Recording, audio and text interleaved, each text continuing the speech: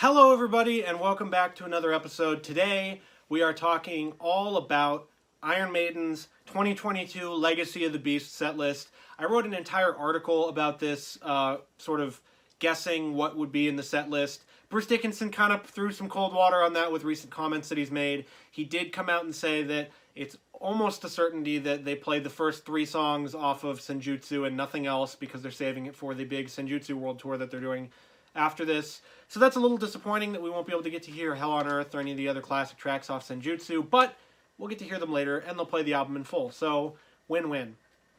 On the Legacy of the Beast 2022 tour, they are going to be heading to Europe first to make updates from 2020, and then they'll be going to the US, Canada, and then wherever else if they start announcing more dates. That tour starts May 2022. I'm seeing them in Anaheim in September of 2022.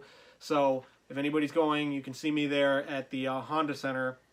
The original set list for the Legacy of the Beast tour was pretty fantastic. It started off with the Churchill speech, Aces High, then goes into Where Eagles Dare, 2 Minutes to Midnight, The Clansman, The Trooper, Revelations, For the Greater Good of God, The Wicker Man, Sign of the Cross, Flight of Icarus, Fear of the Dark, Number of the Beast, Iron Maiden, and then the encore of The Evil That Men Do, Hallowed Be Thy Name, and Run to the Hills. It is a very tight set list. It's 16 songs. That's pretty much what Iron Maiden does now on all of their concert tours. They play 16 songs. But it goes through these phases of it. So you have like the sort of war start, and then you go into the religion, and then it goes into hell, and then it comes back out, and you do the encore. And so the stage would be rotating different themes, and that's very cool if you got to go see the Legacy of the Beast tour. I did. It was amazing. I loved the concert. Bruce Dickinson has come out, like I said at the beginning, and said that they're going to be playing the first 3 songs off of Senjutsu and nothing else, and they're probably going to be at the start of the show so that they can get them out of the way for the people that aren't there to see Senjutsu, that are there to see the classic tracks. In the press release for the 2022 leg of the tour, they do mention some things. They say, oh, the Spitfire is going to be back, so that means that Aces High is going to be in there. They mention the Flamethrowers, which means Flight of Icarus is going to be there. But there's some other tracks in here, and so they fit those 3 tracks in because they're going to play 16 songs. If they play more than that, then great. But my guess is they're going to play 16 songs. They're going to have a 3-song encore. They're going to go through basically the formula that Iron Maiden goes through with a lot of their concert tours. So here's the new, updated, my guess of a set list after Bruce Dickinson's comments here. You're going to start off with the drums of Senjutsu. You're going to start off in the Samurai Eddie world of the tour of the show. They're going to start off the show with Dr. Doctor on tape, obviously. Iron Maiden always does that. You're probably going to get the Transylvania tape with the Legacy of the Beast sizzle reel as well, so you have those be the same. You will not get the Churchill speech to start this show off, though. You will get whatever intro that they want to do. They always have an intro with their shows, whether it was on the Somewhere on Tour where they'd had the Blade Runner theme, or the Virtual 11 tour where they had the sort of Shakespearean opening to it. You're going to have something like that, and then you're going to kick into the drums of Senjutsu, and it's going to be awesome. That's a great title track. It's a great opening track for the album. It's very long, but it doesn't feel as very long. You can check more about that in both of the reviews I did for Senjutsu, the review I did right away, and then the more detailed Iron Maiden-a-thon review.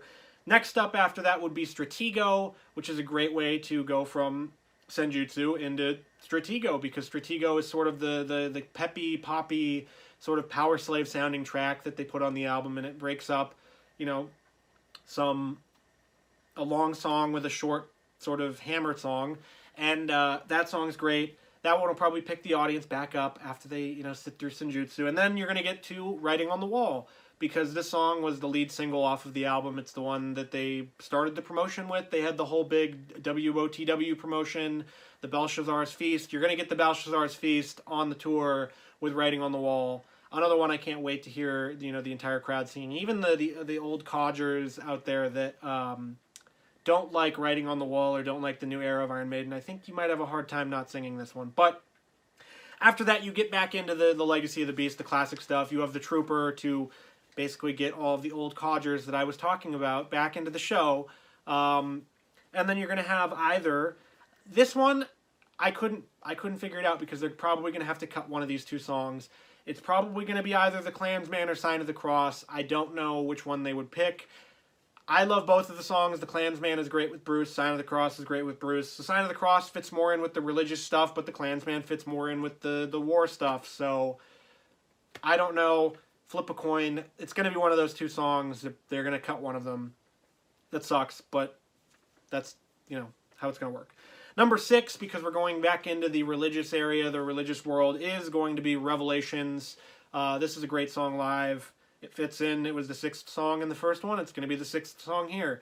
Revelations is great. I can't hear this song enough live, so great choice, great song. Number 7 is going to be The Wicker Man, more of the religious stuff. You're going to have the backdrop of the gigantic exploding eddy. The Wicker Man is just a great song to hear live. It's nice to have in the middle of a set to sort of energize the crowd. They have it in that spot for the previous legs of the tour to break up For the Greater Good of God and Sign of the Cross. It fits well right here. Number 8, you're going to have 2 Minutes to Midnight. You got to fit this song back in. It's great. Usually they pair it with Aces High, but they actually didn't do that on the first leg of the tour either. They had Where Eagles Dare in the middle, but I think they're gonna find a way to fit 2 Minutes to Midnight in. You might get Where Eagles Dare here as well. One or the other. They'll find a way to get one or the other into the set. Number 9 is Flight of Icarus. You're gonna get it. It's with the Flamethrowers. They hadn't played it in 30 odd years before this. They're gonna keep playing it. Number 10 is The Evil That Men Do. I don't think they're going to cut this track. I don't think it's going to be in the encore again because there's a different track that they're going to use in my version as the opening track for the encore. But The Evil That Men Do is a great song to hear. You got to get something off Seventh Son of a Seventh Son on the tour. Number 11, Fear the Dark. Number 12, Number of the Beast. Number 13, Iron Maiden. You're not going to change this. They might switch the order, but you're going to get Fear the Dark and Iron Maiden either sandwiched into each other or have something in between. They always close out their regular sets with something like this. Fear the Dark is great to hear live. I've heard it so many times, and it's still awesome. Iron Maiden is also great to hear live. I've heard it so many times, and it's still awesome when Bruce is telling everybody that Iron Maiden's going to get you. For the encore, because you have to have the Spitfire, you have to have the Churchill speech. Iron Maiden did this on the Maiden England tour that they did a couple years ago, where they didn't open with Aces High, they opened with Moonchild, but they had the Winston Churchill speech and Aces High as the encore opener. I think they're going to do that again this time because it's pretty hard to play Aces High in the middle of a set with the Spitfire and all of that and the Churchill speech. So you're going to get it out of the encore. It's great here. It's a nice way to pick the crowd back up after they've sort of died down after the encore. And then 15 and 16, you're going to get Hallowed Be Thy Name and Run to the Hills, most likely. They might do something and change around the last song that they play. If they do add anything, the last song that they play is usually Hallowed Be Thy Name, Sanctuary, Running Free. They've played Wasted Years in this slot. They're probably not going to add any tracks that they didn't play on the first leg. At least I don't think they will. If they do, that'll be awesome to hear. But they're already adding 3 tracks from Senjutsu, so I don't think they're going to do that. So they might not end with Run to the Hills. You might be able to bump Run to the Hills up back into the main set and put Hallowed Be Thy Name here and bump back down, The Evil That Men Do, something like that. Maybe 2 Minutes to Midnight after Aces High.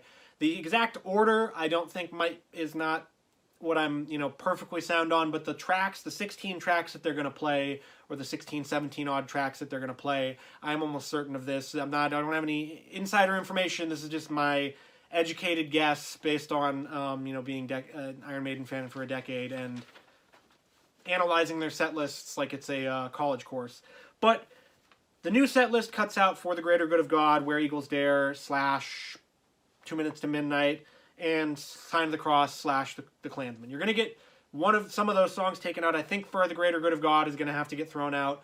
I loved that song. I had a greater appreciation for it hearing it live on the first leg, but they've got to make some changes. They're not going to make the set list bigger just for the Senjutsu songs. If they do, happy day, we get 19 Iron Maiden songs or whatever. But they're not going to do that. They're going to play 16 songs.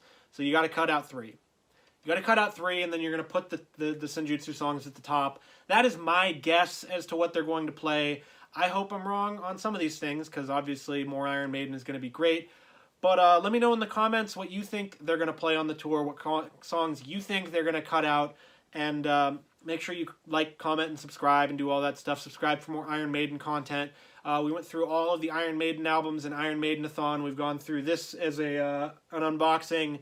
And look out for Judas Priest-a-thon coming soon. We're going to start off with Rockarola, an album that has changed my opinion greatly since I did the written review for that.